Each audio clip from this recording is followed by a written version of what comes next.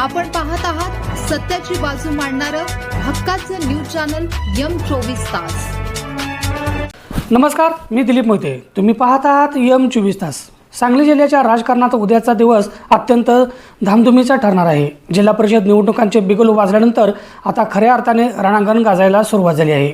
उद्या शक्ती प्रदर्शनचा सोमवार ठरणार असून दिग्गज उमेदवार आपले उमेदवारी अर्ज दाखल करणार आहेत। यामध्ये सर्वात जास्त लक्ष लागून राहिलेल्या चिकोडी जिल्हा परिषद मतदारसंघात उद्या हाय व्होल्टेज ड्रामा पाहायला मिळणार आहे। महाविकास आघाडीकडून अभिजित शिवाजीराव पाटील हे निवडणुकीच्या रिंगणात उतरत आहेत। अभिजित पाटलांच्या या उमेदवारीमुळे आघाडीने आपली ताकद पणाला लावल्याचे स्पष्ट चित्र दिसत आहे। मात्र त्यांना तगडे आव्हान देण्यासाठी भारतीय जनता पक्षाने आपली रणनीती आखली आहे। भाजपचे अधिकृत उमेदवार पैलवान अशोक पाटील हे देखील उद्याच आपला उमेदवारी अर्ज दाखल करण्याची शक्यता आहे। चिकोड्याच्या या आखाड्यात कोणाचं पारडं जड राहणार याकडे संपूर्ण जिल्ह्याचं लक्ष लागलं आहे। तर दुसरीकडे कामेरी जिल्हा परिषद मतदारसंघातून भारतीय जनता पक्षाचे जयराज पाटील हे उद्या आपला उमेदवारी अर्ज दाखल करणार आहेत।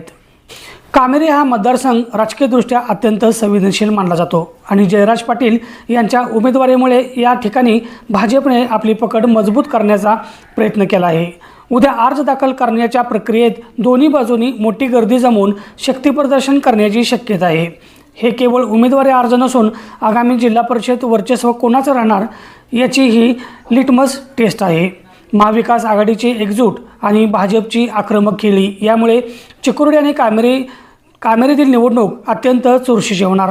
मात्र आता हे पाहायचं आहे की मतदारांचा कौल कोणाकडे जातो आणि या दिग्गज उमेदवारांच्या पदरात विजयाचं दान पडतं का। हे सर्व घडामोडीचे क्षणाक्षणाचे अपडेट्स आम्ही तुमच्यापर्यंत पोहोचवत राहू, फक्त M24 तासवर।